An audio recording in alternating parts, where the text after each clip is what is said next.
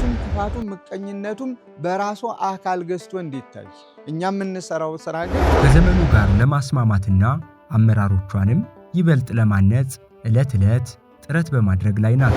ከእያንዳንዱ ቤተክርስቲያን ከ2 እስከ 3 ድረስ እየተላከልን በዙር አሁንም እሱ ላይ ነው ያለው። ከዚያ ውጭ ዝም ብለው ከበሮ ይዘው መዝሙር ዝማሬ መዘመር ብቻ ነበር። እውነተኛ ለውጥ የሚመጣው የጥበብና የእውቀት ምንጮች ሲዋሃዱ መሆኑ ግልጽ ነው። እውነት እስከሆነ የራሳቸው ጉዳይ ብለን ጆሮ ዳባ ብለን ነው መቀመጥ ያለብን።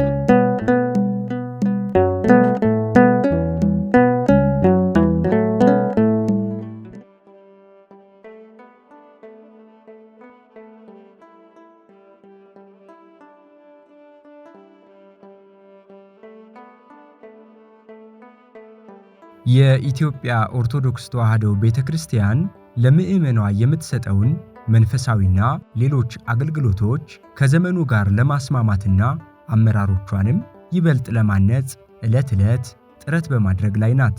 በባህር ዳር ሀገረ ስብከት በተደጋጋሚ ለገዳማትና አድባራት አስተዳዳሪዎች እንዲሁም ለካህናት የሚሰጠው ስልጠናም የዚሁ የቅድስት ቤተክርስቲያን ዘመን ተሻጋሪ ተግባር አንድ አካል ነው።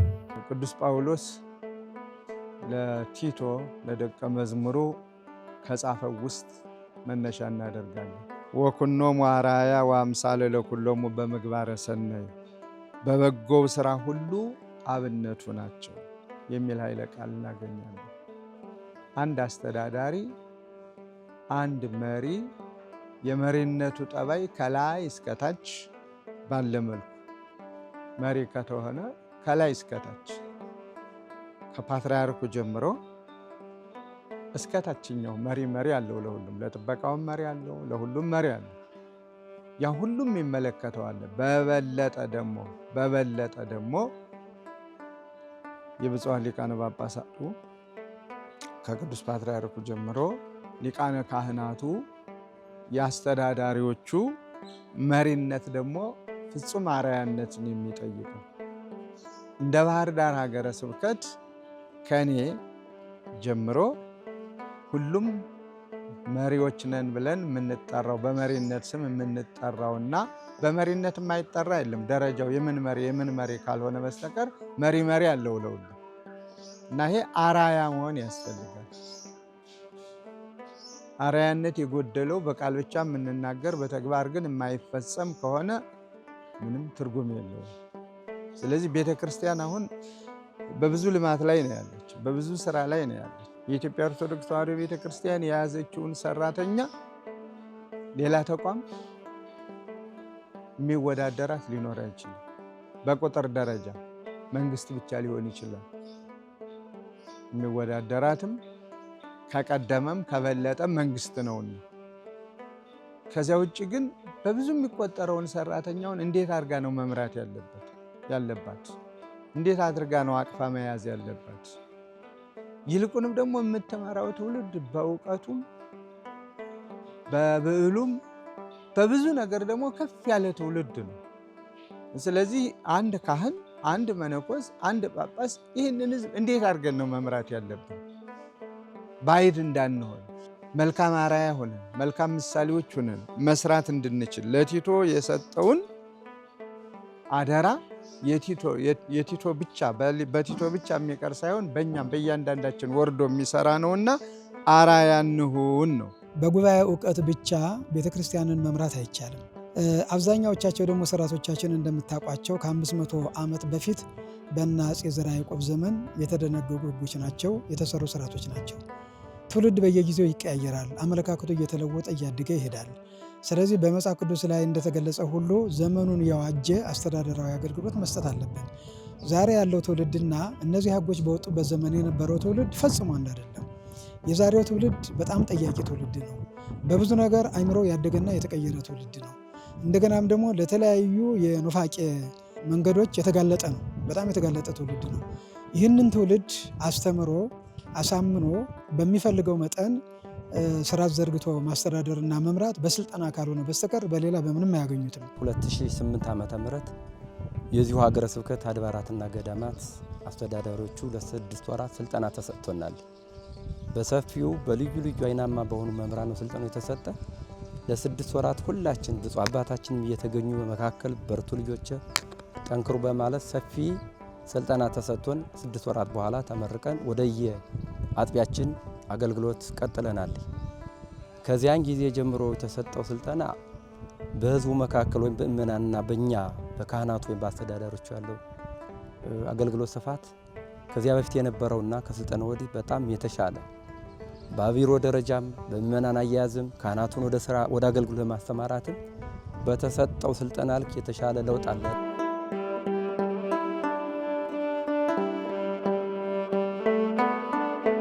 የቤተ ክርስቲያን አመራርነት የተቀደሰ ኃላፊነት የነፍስና የሥጋ አደራ ነው። በመሆኑም በየመዋቅሩ የሚገኘው የቤተ ክርስቲያናችን መሪ ተግባርና ውሳኔ ከነቀፋ፣ ከግል ጥቅም፣ ከትዝብትና ከነውር የጸዳ ሊሆን ይገባዋል። የቅድስት ቤተ ክርስቲያን አገልጋይ በንግግሩ ብቻ ሳይሆን በንጹሕ አኗኗሩ፣ በታማኝ አስተዳደሩና በገለልተኛ ውሳኔው የቤተ ክርስቲያንን ክብር ማስጠበቅ የቅድሚያ ተግባሩ ሊሆን ያስፈልጋል። ለዚህ ደግሞ ዘመኑንና ወቅቱን ያገናዘበ ስልጠና ወሳኝ ሚና ይጫወታል። ከዚህ ጋር ወይኩን ነገርከ በትምህርት ከበንጽ ነገርህም ነው የምትናገረው ነገር የምታስተምረው ትምህርት በንጽህና ይሁን ነው። አርአያነት ይህን ሁሉ ነው የሚያጠቃልለው። የምንናገረው ንግግር በአርአያነት የሚጠቀስ መሆን አለበት። አኗኗራችን በአርአያነት የሚጠቀስ መሆን አለበት። የምንሰራው ስራ በአርአያነት የሚጠቀስ መሆን አለበት። ይህ እስካልሆነ ድረስ አሁንም የምንመራውና መሪዎቹ ባይድ እንሆናለን። ይሄ ብቻ አይደለም፣ ወበስሩ ነገር በተከናወነ ነገር ነው የሚል ይሁን ዛልወ ነውር ነቀፋ የሌለው። ታዲያ አሁን ምንድን ነው የምንሰማ? ነውር የሌለው አመራር ነው እየመራን ያለን ወይስ ነውር ነቀፋ ሰዎች የሚያወጡበት?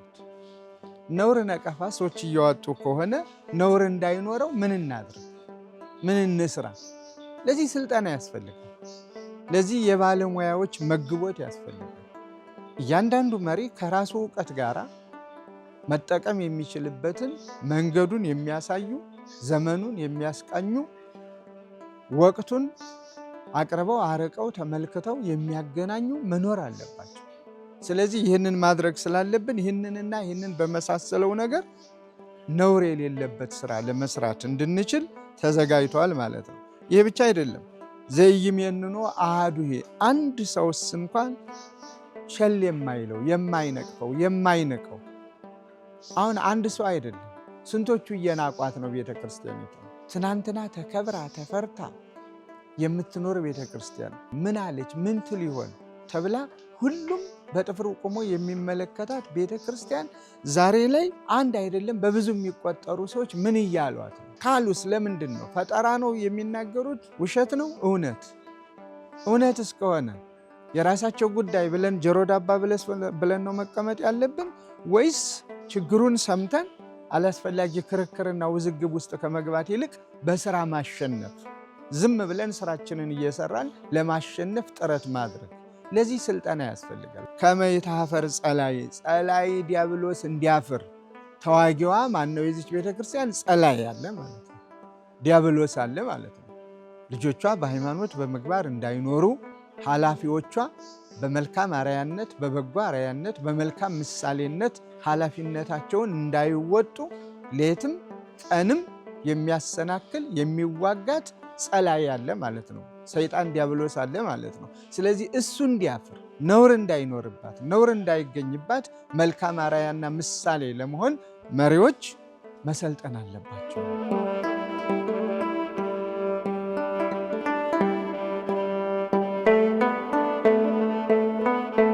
ሰንበት ትምህርት ቤት ለማደራጀት ስብከተ ወንጌልን ለማደራጀት ንብረት አያያዝ፣ በጀት አጠቃቀም፣ ቅርስ አጠባበቅን የመሰለውን ማኔጅመንት ሕጉን፣ ደንቡን፣ ስርዓቱን ተከትሎ እንዲሄድ ለማድረግ ከአሁን በፊትም ሰፊ ፈለገ ፀሐይ ቅዱስ ሚካኤል ገዳም የ6 ወር ስልጠና ተሰጥቶ ነበር። አሁን ደግሞ እንደገና ለ1 ወር ያህል ይህንን በዚች በክረምቷ በብቃት ቤተክርስቲያኒቱ ገዳሙ እንዲመራ ለማድረግ ሕግን ደንብን ተከትለን እንድንሰራ ለማድረግ በጣም ጠቃሚ ወሳኝ የሆነ ስልጠና ነው። የሀብት አስተዳደር አጠቃቀም ችግር አለ። አሁን እንደምናየው ቤተክርስቲያን ሀብት አላት፣ ገንዘብ አላት። ያንን ገንዘብ ግን ማስተዳደር መምራት የሚችል አቅም የላትም። ይህንን አቅም የምንፈጥረው በስልጠናዎች ነው። እንደገና ወደ ዘመናዊ ትምህርት ቤት ግቡና ተማሩ ብለን አንልካቸውም። ስለዚህ ባሉበት ስራዎቻቸውን እየሰሩ የኦን ጆብ ትሬኒንግ የሚባለውን ተግባራዊ በማድረግ የስራ ላይ ስልጠና ተግባራዊ በማድረግ አቅማቸውን ልናሳድግ ልናጎለበት እንችላለን ብለን ለ6 ወር እያንዳንዱ አስተዳዳሪ ኮከ ሃይማኖት የሚባል ማሰልጠኛ ተቋም አለ የሀገረ ስብከቱ። እዚያ እየገቡ 6 ወር ይሰለጥናሉ። 6 ወር ከሰለጠኑ በኋላ ወደ ስራ ይሰማራሉ። አንድን ስልጠና ሰጥቶ ዝም ብሎ መተው ትክክል አይደለም። ከስልጠና በኋላ ድህረ ስልጠና ክትትልና ግምገማ የሚባል አብሮ ስርዓቱ አለ። ስልጠና ሲቀመጥ መጀመሪያ ትሬኒንግ ይሰጣል፣ ስልጠና ይሰጣል። ከስልጠና በኋላ ደግሞ የድህረ ስልጠና ክትትል ያስፈልጋል። እሱን በየቦታው እየተገኙ ከተግባሩ እየተነሱ በመገምገም ሊሆን ይችላል። ሁለተኛው መንገድ እንደሆነ አይነት እንደገና ሳብ አድርጎ ጠርቶ ምን ያህል በስራ ላይ አውላችሁታል? የወሰዳችሁትን ስልጠና ምን ችግርስ ገጠማችሁ? ምን እናግዛችሁ? እንዴት እንፍታው? እየተባለ በየጊዜው መዘጋጀት አለበት። ያሁኑ የ1 ወር ስልጠና ይሄ ነው። የድህረ ስልጠና ክትትል ግምገማ አይነት የሚባለው ዘርፍ ነው ማለት ነው።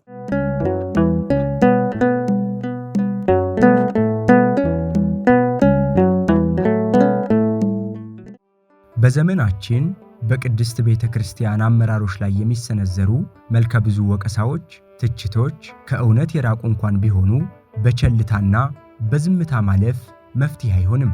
ይልቁኑ በሥራና በተግባር እየተገለጡ ተገቢውን ምላሽ መስጠት ያስፈልጋል።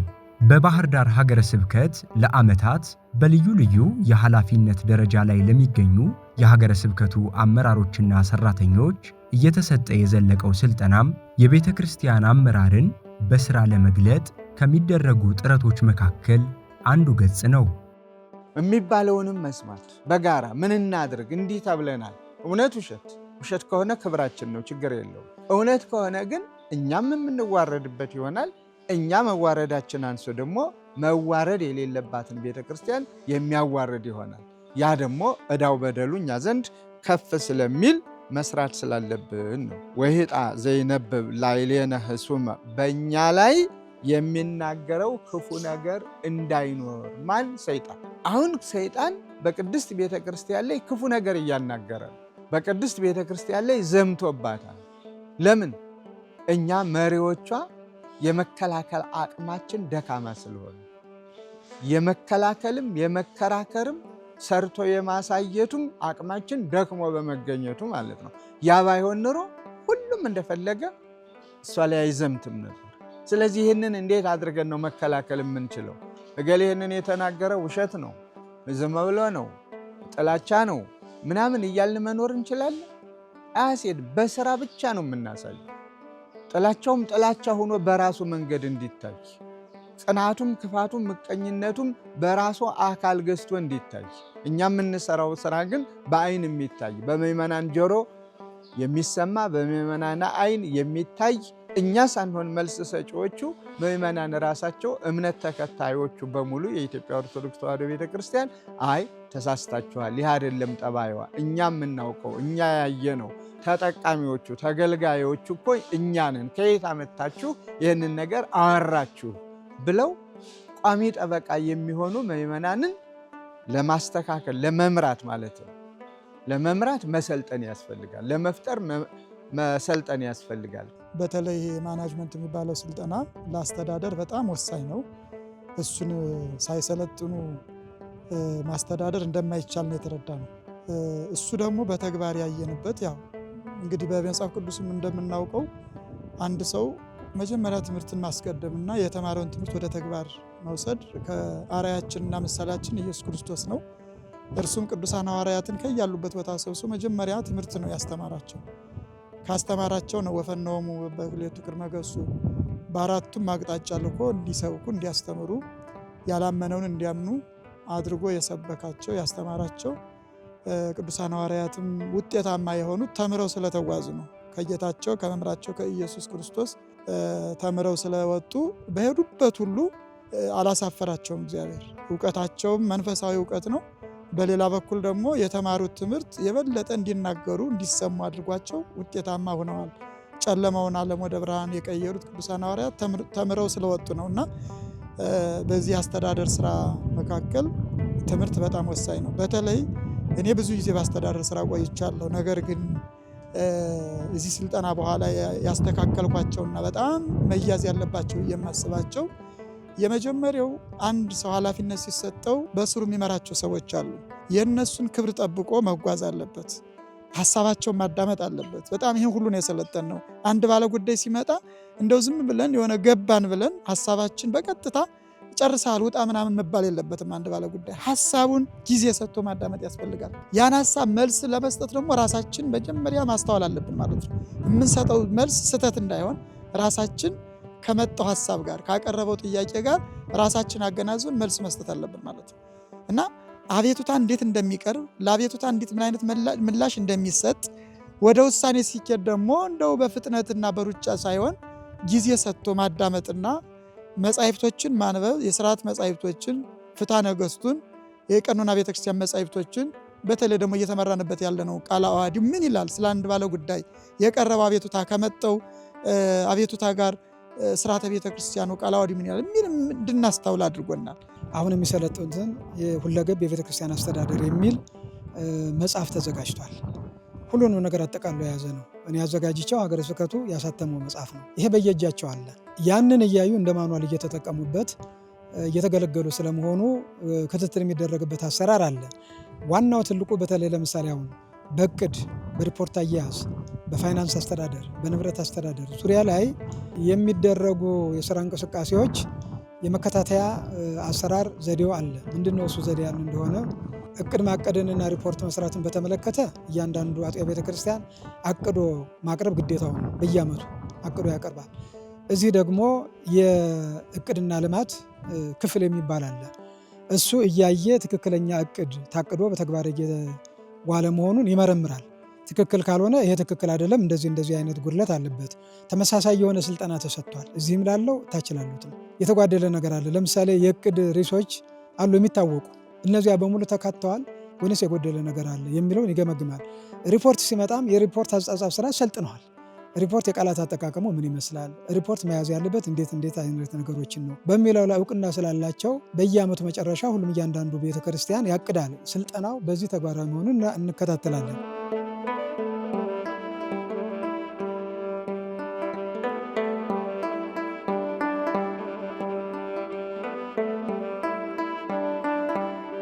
እውነተኛ ለውጥ የሚመጣው የጥበብና የእውቀት ምንጮች ሲዋሃዱ መሆኑ ግልጽ ነው። የባህር ዳር ሀገረ ስብከት የሚያሰናዳቸው ስልጠናዎች በንድፈ ሐሳብ ልውውጥ ብቻ የተመሉ አይደሉም። ይልቁንም አሰልጣኞቹ የቤተ ክርስቲያንን መንፈሳዊ ምስጢር ጠንቅቀው የሚያውቁ፣ በተመሳሳይ ጊዜ ደግሞ የዘመኑን ሳይንስ፣ የኮሚኒኬሽን ጥበብና የአመራር ፍልስፍና የተረዱ ምሁራን በመሆናቸው ስልጠናው ወደ መሬት የሚወርድ በተግባር የሚገለጥና እውነተኛ ለውጥ እንዲመጣ የሚያስችል ነው። መምህራኑ የመደብናቸው በመንፈሳዊም በዘመናዊም የተማሩ ምሁራን ናቸው። እንደ መንፈሳዊውን ይጠቅሱታል፣ መንፈሳዊውን ያመሰጥሩታል፣ መንፈሳዊውን ቃለ እግዚአብሔሩን፣ ስርዓቱን፣ ቀኖናውን ያውቁታል። እንደ ስጋዊ ዘመናዊ ትምህርት ደግሞ ዘመናዊውን ትምህርት ያውቁታል። ሁሉም ስልጠናዎች ሲሰጡ በነገራችን ላይ ያለ ማኑዋል አንድም ስልጠና አንሰጥም። በቃል አንድም ስልጠና አንሰጥም። ማኑዋሉን በእጃቸው ይዘው እየተከታተሉ ለምሳሌ ነገ የሚሰጠውን ስልጠና ዛሬ ማታ አንብቦት እንዲመጡ ነው የምናደርገው። በዚህ አይነት ሁኔታ ገብቷቸው እንዲሄዱ ስልጠናው ገብቷቸው እንዲሄዱ የማስረጽ ነገር መጀመሪያ እንሰራለን።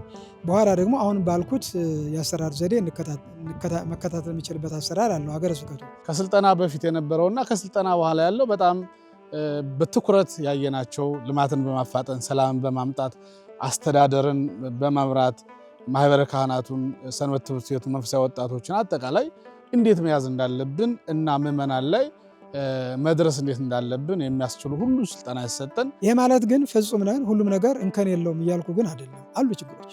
ስልጠናው ተሰጥቶ አሁንም አንዳንዶቹ በጣም ፈጥነው ተግባራዊ አድርገውታል። አንዳንዶቹ ደግሞ እግራቸውን የሚጎትቱ አሉ። ከናካቴው ዞረው ያላዩትም አሉ። በስልጠናው ያልተሳተፈ አስተዳዳሪ የለም። ሁሉም አስተዳዳሪ፣ ሁሉም ጸሐፊ፣ ሁሉም ተቆጣጣሪ፣ ሁሉም የአብነት መምህር በዚህ ስልጠና ተሳትፏል። አሁን 15ኛው ዙር ነው ባለፈው የተመረቀው። በቅርቡ 15 ዙር ስልጠና ተካሂዷል ላለፉት 10 ዓመታት። የቀሩ አሉ። ከቀሳውስትና ከዲያቆናት መካከል አሁንም ያልሰለጠኑ አሉ። ስልጠናው የሚቀጥል ይሆናል። ክትትል ላይ ግን አሁን ያልኩት በሁለት አይነት ዘዴ መከታተል፣ በተለይ የድህረ ስልጠና ክትትልና ግምገማ የሚባለውን ራሱን የቻለ ቡድን አቋቁሞ ማሰማራትና ምን ያህል ተግባራዊ እየሆነ ነው የሚለውን ማየት ይጠይቀናል። በተለይ ስብከተ ወንጌል ላይ አሁን የትርጓሜ መምህራን፣ የአራቱ ጉባኤ መምህራን ጉባኤያት ማለት ነው በስብከተ ወንጌል በየደረጃቸው ተመደቡ ለምእመናን በሰርክ ጉባኤም በዕለተ ሰንበትም በበዓላትም ሰፊ አገልግሎት ምእመናን ልጆቻችን እያገኙ ይገኛሉ። ይህ የሆነውም በአባታችን አመራር ሰጭነት ነው። ብፁዕ አባታችን አቡነ አብርሃም አማካይነት የሰለጠንባቸውን ስልጠናዎች አባታችንንም በአጽንኦት መመሪያ ስለሚሰጡን ከዚያ ንቅንቅ ሚል የለም። ሁሏን ነገር ሀገረ ስብከት ጋር እየተመካከርነ እየተናበብነ እያስፈቀድነ እያማከርነ ነው ምንሰራ እንጂ ዝም ብሎ ሰንብተንበት የሚበተን ነገር በፍጹም አንድም ነገር የለም።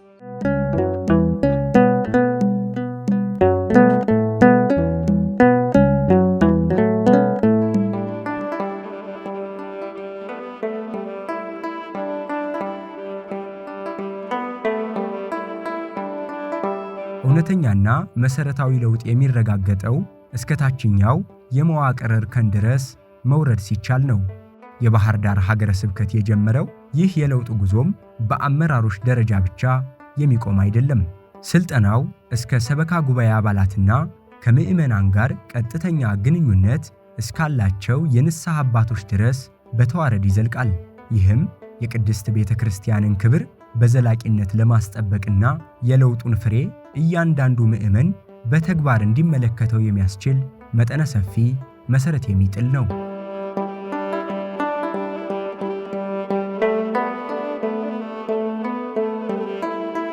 አስተዳዳሪዎች ላይ ነው የጀመር።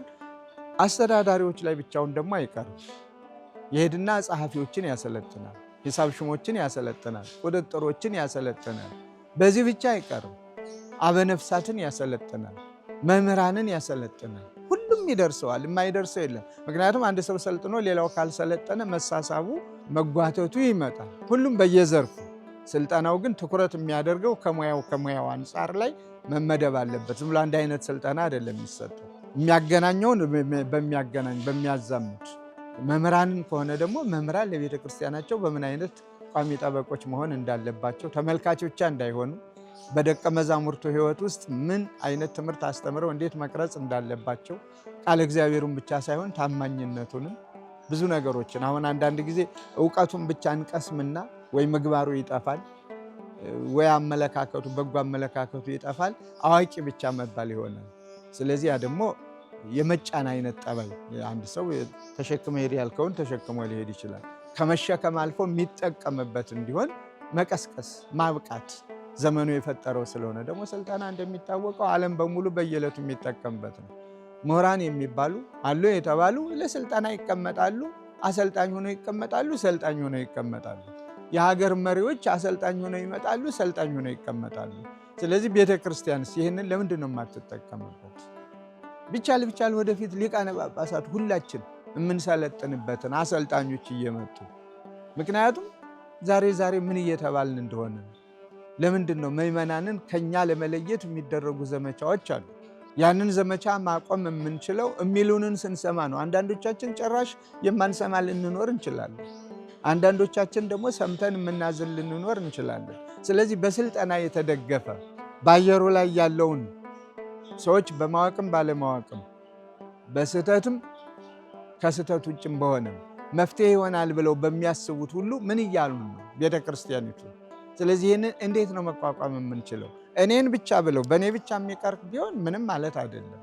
የሚጎዳኝም እኔን ነው፣ ተጠቃሚውም እኔ ብቻ ነኝ። ግን ያንዱ ሊቀ ጳጳስ፣ ያንዱ ካህን፣ ያንዱ አስተዳዳሪ፣ ያንዱ መሪ አንሶ መገኘት ጉዳቱ ለራሱ ሳይሆን ለቤተ ክርስቲያን የቤተ ክርስቲያን ጉዳት ያስከትላል። ስለዚህ ይህንን በስልጠና እየታገዝን መውሰድ አለብን።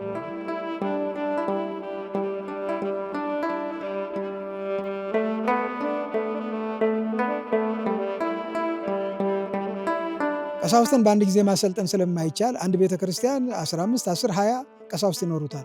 ከእያንዳንዱ ቤተ ክርስቲያን ከ2 እስከ 3 ድረስ እየተላከልን በዙር አሁንም እሱ ላይ ነው ያለ ነው።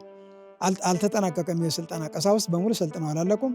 አሁን ዲያቆናትን መቀላቀል ጀምረናል። ከቀሳውስቱ ጋር ዲያቆናትን ጭምር እየቀላቀልን እናሰለጥናለን። ስለዚህ ገና ሙሉ በሙሉ አልደረስንም። ምናልባት በሚቀጥሉት 10 ዓመትም የሚቀጥል ይሆናል። ስልጠናው ለኛ አንደኛ ምን ፈጥሮልናል?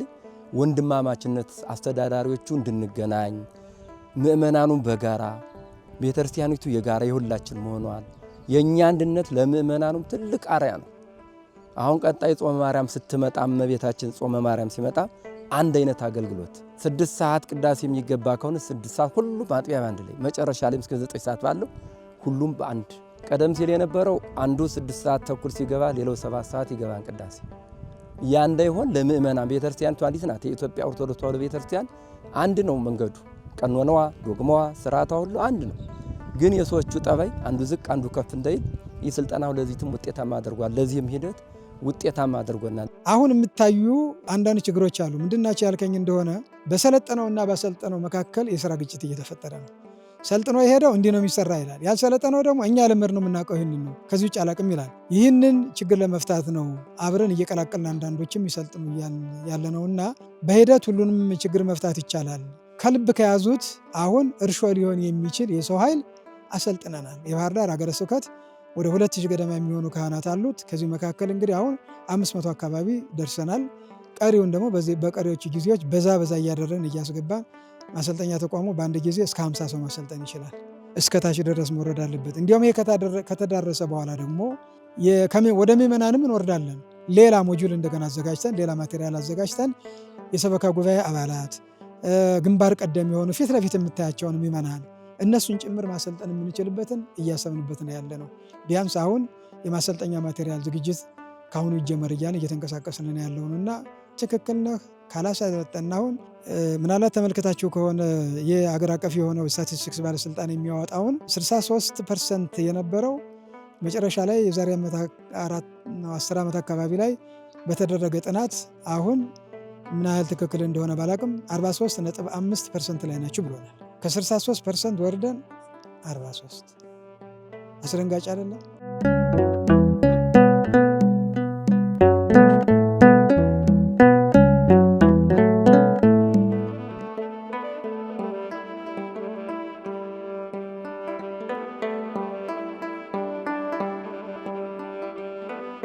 በባህር ዳር ሀገረ ስብከት በተሰጡት ስልጠናዎች ከተገኙት አበይት ፍሬዎች መካከል የገዳማትና አድባራት አስተዳዳሪዎች ለአብነት ትምህርት ቤቶችና ለሰንበት ትምህርት ቤቶች ያላቸውን ትኩረትና ፍቅር ከቀድሞው ይልቅ በእጥፍ እንዲጨምር ማድረጉ ነው። ከዚህ ባሻገር አስተዳዳሪዎቹ ከቁሳዊ ልማትና ከግንባታ በመለስ ትልቁና ዋናው ልማት ሕንፃ ሥላሴን የሰው ልጅን መገንባት መሆኑን ደግመው ደጋግመው እንዲያጤኑበትም አድርጓቸዋል። የደቀ መዛሙርት ስልጠና እንሰጣለን፣ በጀት እንበጀታለን። ለአብነት ትምህርት ቤቶች መጸዳጃ ቤቶች ይሰራሉ፣ አዳራሾች ይሰራሉ። መምህራኑ ክብራቸው እንዲጠበቅ፣ ምክንያቱም ቤተክርስቲያኒቱን ነገር ሰንበት ትምህርት ቤቶች የዚች ቤተክርስቲያን ትኮች ናቸው፣ ቀኝ እጆች ናቸው እና ሰንበት ትምህርት ቤት ላይ ስራ መስራት እንዳለብን አስበን እሱንም እየሰራን ነው። መምህር ተመድቦ በዚሁ አጋጣሚ ብፁዕ አባታችን አቡነ አብርሃምን ሳላመሰግን አላልፍም። ለእያንዳንዱ አጥቢያ ቤተክርስቲያን የአብነት መምህር ያስፈልገዋል። ከዚያ በፊት ሰንበት ተማሪዎች ይሰበሰቡና መዝሙር ዘምረው የሆነ ነገር ብለው ነው የሚለያዩት። ወይም ስብከተ ወንጌል አንድ ሰው ተመድቦ ከሳምንትም ከወርም አንድ ቀን ያስተምራቸዋል። ከዚያ ውጭ ዝም ብለው ከበሮ ይዘው መዝሙር ዝማሬ መዘመር ብቻ ነበረ። ሃይማኖታቸውን ጠለቅ አድርገው በዚህ በሰንበት ትምህርት ቤት ተምረው ከ43 በላይ ዲያቆናትን ለቤተ ክርስቲያን አስረክበናል። የአካባቢው ሕፃናት ልጆች መጥተው ተምረው ዲቁና እንዲቀበሉ የአብነት ትምህርት ቤት መማር አለባቸው። እነዚህ ብፁዕ አባታችን የመደቧቸው የአብነት መምህራን በየሰንበት ትምህርት ቤቱ ቁጭ ብለው በማስተማራቸው ምክንያት ሀሁ ብለው አትብ ገጽ ብለው ትምህርተ ሃይማኖት ወይም ደግሞ የቤተ ክርስቲያኒቱ የአብነት ትምህርት ቤት ጀምረው ዳዊት የዘለቁ አርባዕት አርያም የደረሱ ግብረ ዲቁና ተምረው ለቅዳሴ የበቁ ልጆች አሉ። ይህ የሆነበት ምክንያት በሰንበት ትምህርት ቤት አብነት መምህር መመደቡ ነው እና ይህም ውጤታማ አድርጎናል። ይሄ ሁሉ የስልጠናው ውጤት ነበር። ሰው ህንፃ የሚታየው የሚገነባው ላይ ብቻ ከሆነ የማይታየው ህንፃ ሥላሴ የሚፈርስ የሚጠፋ ከሆነ የተገነባው ብቻውን ይቀራል። ስለዚህ እነዚህ ነገሮች አጠጥሞ መሄድ እንዳለብን በልማቱ ፈጥነናል፣ በአገልግሎቱ ፈጥነናል፣ በገይም በተሻለ መልኩ እየሮጥን ነው። ግን ከበስተጀርባ ያልታዩ ያልተዳሰሱ ልናያቸው የሚገቡ ደግሞ ህንፃ ሥላሴ ወይም ሰው ላይ መስራት አለብን። ሰው ላይ ካልተሰራ የተሰራው ህንፃ ይፈርሳል። ስለዚህ በዋናነት አሁን የዚህ ወራት የተጀመረው አጠቃላይ እኔ ማን ነኝ፣ የኔ ስራ ምንድነው ማድረግ ያለብኝ የሚለውን በደንብ እንድናይ፣ ወቅቱ እንድንዋጅ፣ ዘመኑ እንድንዋጅ። ዘመኑ መዋጀት ካልቻል እዛው ነበር ላይ ተቀምጠን እንቀራለን። ቅዱስ ጴጥሮስ ትወደኛለህ ካለው በኋላ ጌታችን መድኃኒታችን ኢየሱስ ክርስቶስ መጨረሻ ላይ ቃል የሰጠው ምንድነው? እንደወድ ጌታ ሆይ አንተ ታውቃለህ ሲለው እንግዲያውስ በጎችን ጠብቅ፣ ግልገሎችን ጠብቅ ብሎ በሶስት ደረጃ ነው ያስቀመጠለት። በጎችንም ጠቦቶችንም ግልገሎችንም ጠብቅ። የመጀመሪያው 12ቱ ሐዋርያትን፣ ሲቀጥል ደግሞ 71 ወይም ደግሞ 72ቱን አርድእት፣ ሲቀጥል 36ቱ ቅዱሳት አንስትን፣ ከዚያ ጠቅለል ሲል ደግሞ ኃላፊነት ምእመናንም በአግባቡ ምራ። በደረጃ ነው፣ በእድሜ ክልል ነው የሰጠው ያለ። በእድሜ ደረጃ ወጣቶችን፣ ጠቦቶችን፣ በመካከል ያሉ ሽማግሎችን ጠብቆ በጎች የሚባሉት እነሱ ናቸውና በሶስት ደረጃ በጎችን ጠብቅ ኃላፊነት ሰጥቻለሁ ተብሎ የተሰጠው ለአባቶቻችን ለቅዱሳን ሐዋርያት ወይም ለቅዱስ ጴጥሮስ፣ አሁን ደግሞ በዘመኑ ላለነው ካህናት አገልጋዮች ነንና ለዚህ ሁሉ ኃላፊነትን እያሳወቁ ከመስመር ውጭ የሄዱ ልጆችን ወደ መስመሩ እንዲመጡ ከመናፍቃን እርሾ ምለው ትምህርት ማለት ነው። ከሱም ተመልሰው ለሀገራቸው፣ ለቤተክርስቲያናቸው፣ ለወገናቸው፣ ለቤተክርስቲያናቸው፣ ለሃይማኖታቸው ሰላማዊ ሆነው እንዲጓዙ ይረዳን ስልጠና።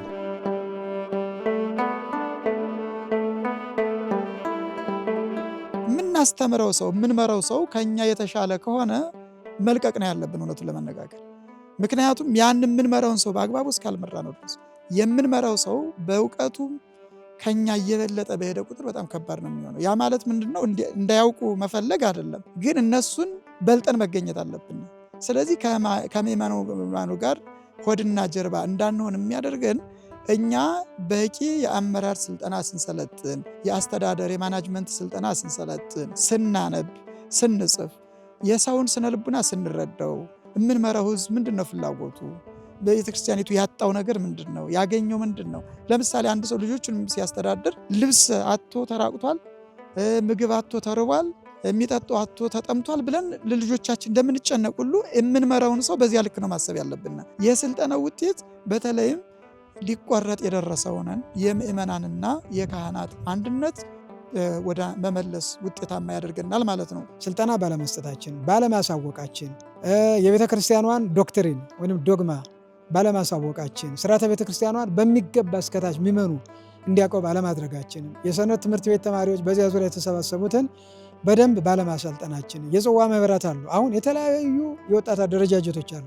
እነዚህን የወጣት አደረጃጀቶች ጭምር ሁሉ ከግምት ውስጥ ያስገባ ስልጠና መሰጠት አለበት። ሁላችንም ብንነቃ ቤተክርስቲያን ያለችበት ደረጃ የምንሰማው ያማል። በጣም ነው የሚያምነው፣ በጣም ነው ራስ ምታት የሚሆነው። እንደ ግል ለእኔ ምንም ላይመስለኝ ይችላል። እንደ ግል እኔን ቢያብጠለጥለኝ ማንም ምንም ላይመስለኝ ይችላል። ውስጤን እኔ ያውቀዋለሁ፣ እግዚአብሔር ያውቀዋል፣ የሚያውቅ ያውቀኛል ብዬ በዚህ ላልፈው እችላለሁ። እንደ ጋራ ግን እንደ ቤተ ክርስቲያን ግን የቤተ ክርስቲያን ሕመም እኔ ምክንያት መሆን ከሆነ ሞት ይሻላል። የቤተ ክርስቲያን ምክንያት የድህነት የእድገቷ የልዕልናዋ የክብሯ ምክንያት መሆን አለብኝ እንጂ እኔ በሷ የምድንባት በሷ የምመካባት እናቴ በእኔ ምክንያት ስትጎሳቆል የምሰማ ከሆነ ይህንን እያየውም የራሱ ጉዳይ ብዬ የምኖር ከሆነ ስለሚያም ጠጋ ብለን እንስራ፣ እንመካከር፣ በስልጠና በምሁራኑ እንታገዝና ኃላፊነታችን እንወጣ ነው። ስለዚህ ሰልጥኑ ብቻ አይደለም፣ እኔም አብሬ ሰለጥናለሁ። ሌላ የባሰ ስራ ካልጠራኝ ቁጭ ብዬ አብሬ ሰለጥናለሁ። ምክንያቱም እነሱ ሰልጥነው እኔ ሳልሰለጥን ምቀር ራሱ አሁንም ልዩነቱ ስለሚፈጠር ማለት ነው።